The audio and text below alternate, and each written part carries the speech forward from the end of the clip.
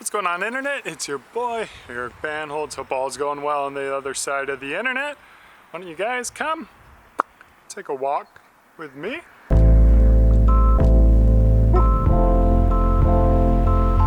Alright, just got back from Rome.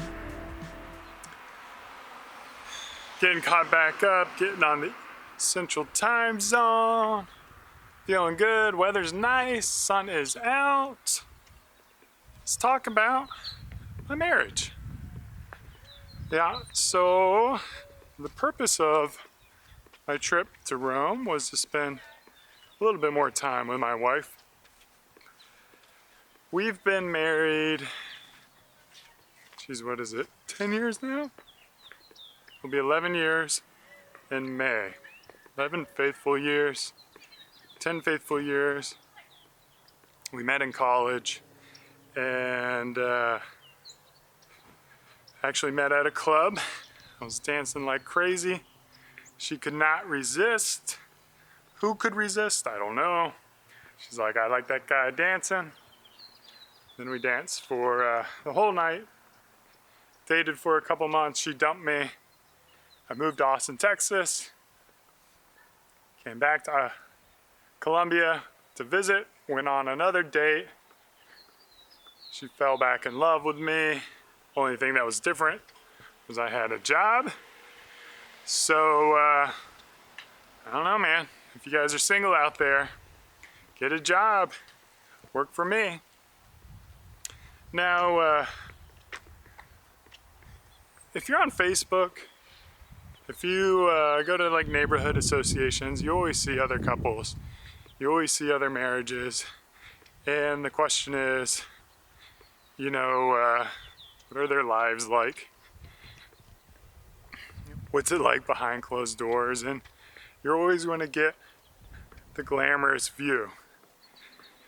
And you can tell by divorce rates that not all marriages are happy, not all marriages are glorious, and I think it's pretty normal for couples to get in arguments, to get in fights, to disagree on things, and it's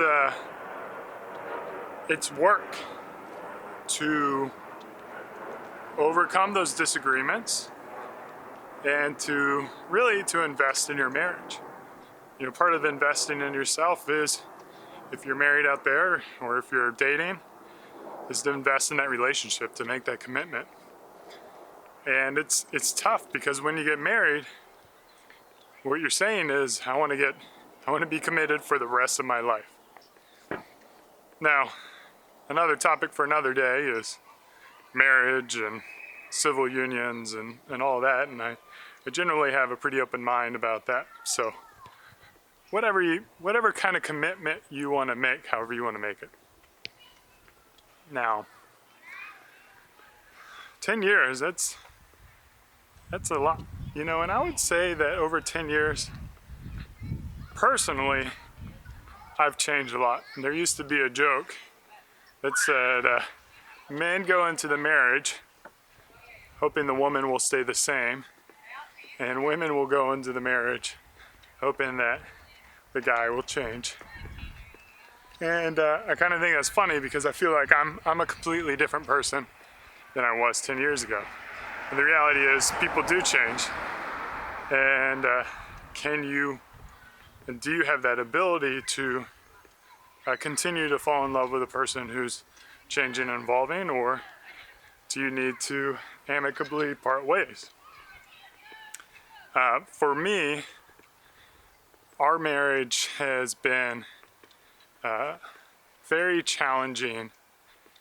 Not so much in the sense of my wife and I getting along or having arguments. You know, we don't fight too much. We're definitely different people, and we definitely disagree on a lot of things, and there's probably chances where we know we would upset each other that maybe we avoid. But for those who have been following me for a long period of time, you may know that my wife and I struggle with infertility, and having a family, or growing a family, having children, it's very challenging for us.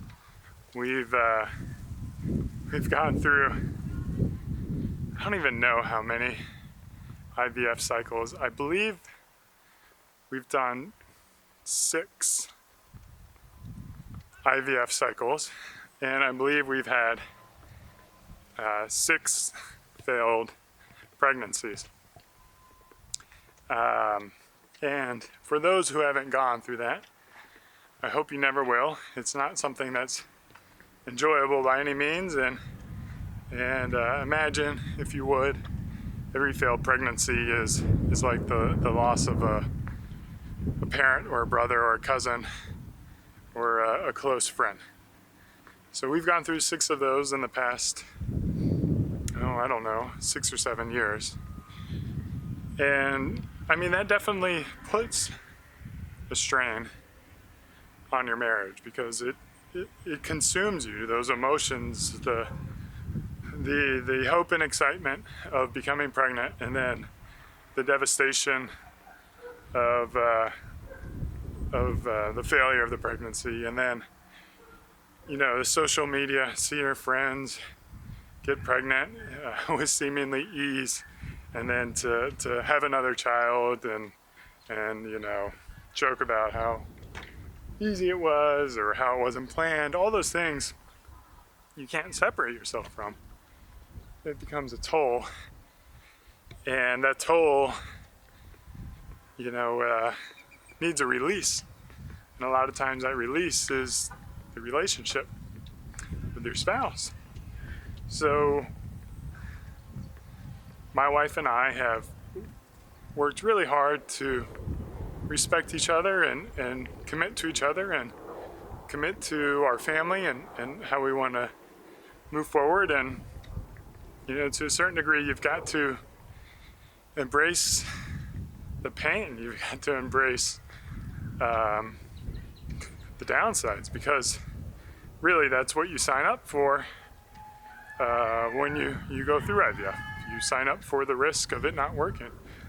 And beyond that, that's marriage. That's what you sign up for.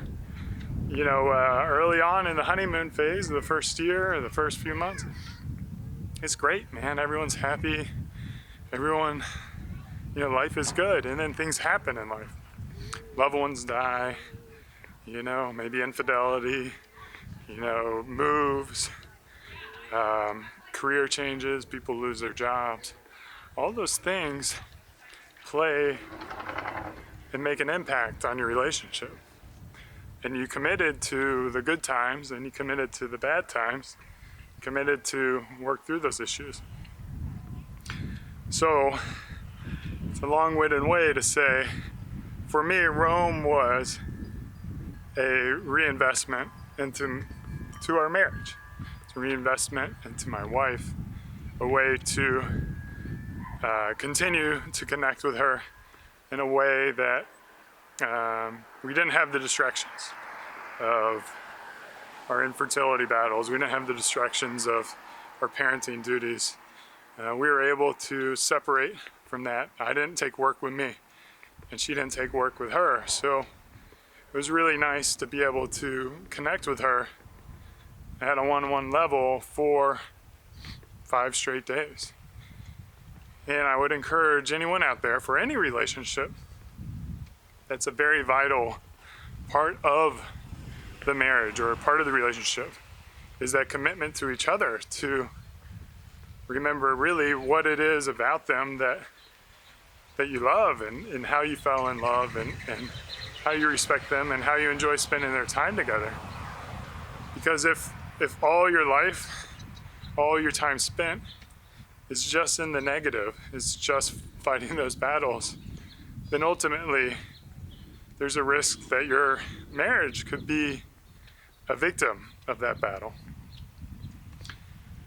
And for anyone who's going out and having hard times with their marriage right now, or having hard times with a relationship, you got to understand that you do have control over the relationship, and you can make impacts. And while you can't control the other person, you can't control what they're going through, you can support them, and you can control how you behave towards them. One kind of final part, the book that I read is called, I believe it's The 5 Love Languages, and it's a great way to understand how different people value different things in a relationship. For instance, one of the top things for me is quality time, being able to spend that one-on-one time. For other people, it may be gifts or physical touch or acts of kindness, acts of service.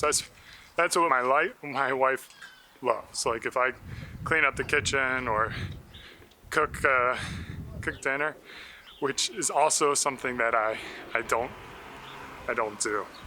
And then I think the final one is acts of compliments or words of encouragement, nice words.